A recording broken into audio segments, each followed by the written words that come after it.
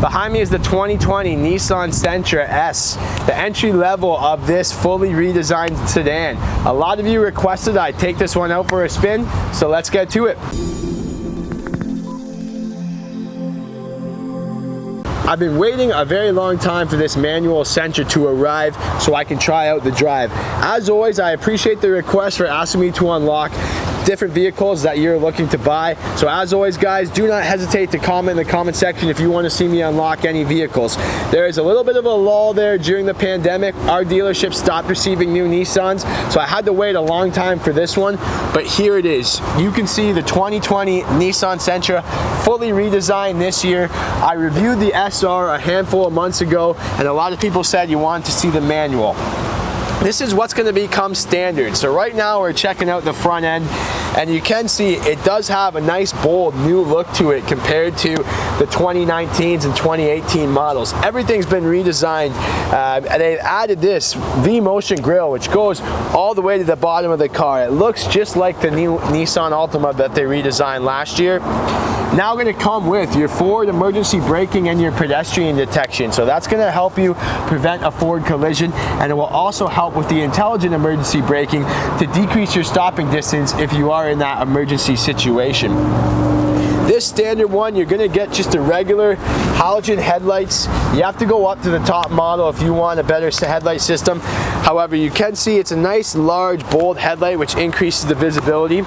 And then these body lines on the front hood really give it some curb appeal and really adds to the sporty look that the Sentra was once known for back in the day, that I think it kind of lost its way throughout the last few years, but we're getting back to that awesome, nice, aggressive, sporty look. At the side profile, you can see the changes that Nissan has made to the Sentra this year. They added this floating roof look. They're putting that in basically all their cars, guys. From the Altimas, the Maximas that I've previewed, you can see the similarities. Almost like a nice little family where this is the small sibling to the Altima or the Maxima.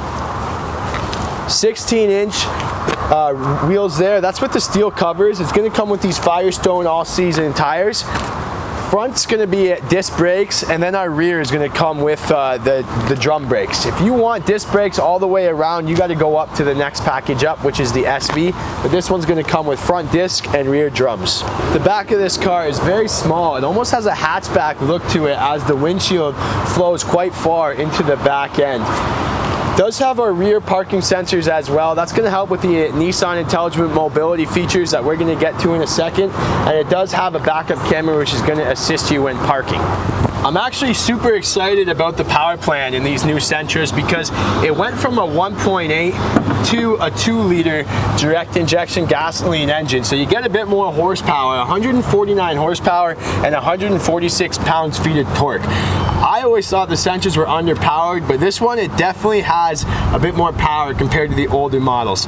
This one that we're standing in front of is the 6-speed manual transmission. However, you can get, obviously, in everybody's favorite CVT transmission. Gonna give you about 6 liters per every 100 kilometers on the highway, so still has that impressive fuel mileage that Nissan Sentras are known for. The inside's been fully redesigned, so let's unlock this bad boy and take a closer look. Jumping in the cabin, everything's been refreshed in here. This one being the entry level, it still comes with a lot of standard features. Things like automatic intelligent headlights, high beam assist, all the Nissan Intelligent Mobility, from our blind spot monitoring to our lane departure warning to our rear cross traffic alert. It does have a ton of features. Being an entry level, you still get the push button start. A lot of the S model Nissans come with a regular key, but this one you still get the Nissan Intelligent key, which is very, very nice. The steering wheel is just kind of a basic steering wheel, but they put that D-shaped wheel in that they're kind of transitioning to for all their vehicles. Cruise control is right on the wheel, and then we have Bluetooth and our information screen, which is in the middle of the gauges. I can control right on my wheel here. I do like the digital speedometer. It's not the largest information screen that you get in the next models up, but it does have all the necessities. This has been all newly changed here. They added this tablet look here. It's a 7-inch 16-inch infotainment system. And then I really like these circular vents that they added. It almost kind of looks like the Kia Stingers or an Audi that I've reviewed before. The heating is down below, keeping it simple. You don't get the digital climate control. You got to go up to the SV for that. But you can see it's very easy to use with your fans and knobs there. I gotta mention the Android Auto. So this car lacks the Android Auto in the entry model. You also have to go up to the SV to get your Android Auto. The only way you can play music is through your AM, FM, your Bluetooth audio right from your phone. So you don't get that, that technology that I would want to see in an entry-level sedan, which is targeted to people, maybe some millennials like me, younger buyers, and they're gonna want that Android Auto. But let's take this on the road and see how it drives. So I don't feel too much of a difference when I compare the two models, the CVT or this manual. I don't really drive the manuals too often, but it doesn't feel like they made any changes to the manual transmission that was in the 19 model Sentras.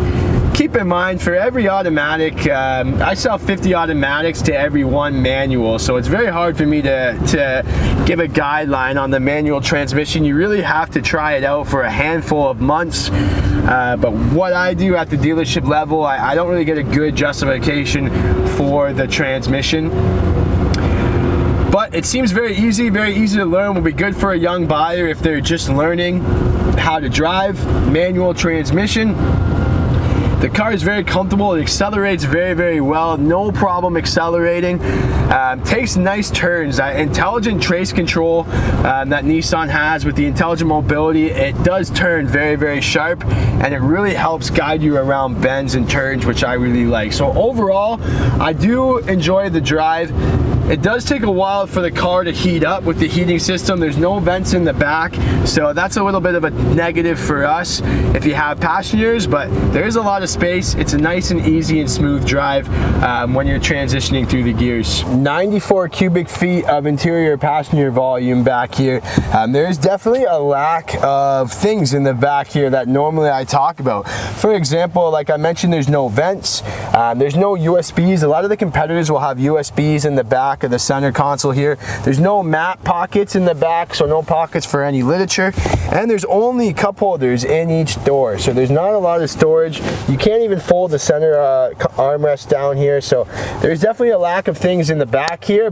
One complaint that I have is there's no trunk release on the back. If you want to get in the trunk, you either have to have the key ready in your pocket and you have to pull it out and press the trunk button on the key, or you have to go around to the driver's side and pop the trunk from the driver cabin. There's no release back here like the normal Nissans do.